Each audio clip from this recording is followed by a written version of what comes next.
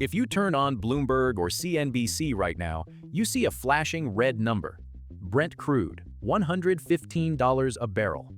The pundits are telling you that the US-Israel-Iran conflict has handed a massive financial windfall to the Middle East. They think the Gulf states are swimming in cash because the price of oil is skyrocketing. But that flashing red number, that is the Western paper price. It is the price paid by countries that still play by Washington's rules. In the real physical world of distressed commodities, the sellers aren't making a killing. They are getting squeezed to death, and they are getting squeezed by their only remaining friends. Everyone understands a monopoly when there is only one seller and they dictate the price. But war and sanctions create the exact opposite.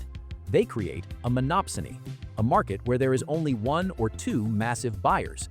When the US and its allies drop financial sanctions on Iran, or when the Strait of Hormuz becomes a high-risk war zone, European and American buyers run away.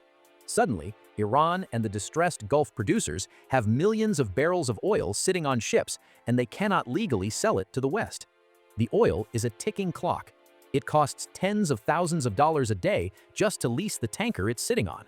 They have to sell it immediately, and there are only two phone numbers left to call: Beijing and New Delhi. China and India know they are the only buyers left in the room. They don't bid against each other.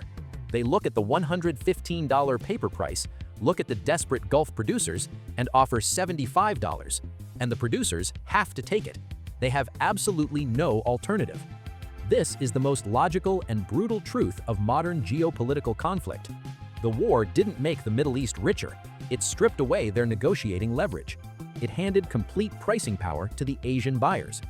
But here is the brilliant, ruthless part of the trade. Indian and Chinese refineries buy this heavily discounted, distressed Middle Eastern crude. They process it into diesel and jet fuel. And because the fuel has now been chemically altered in a new country, it is no longer legally considered Iranian or sanctioned oil. So what do India and China do with it?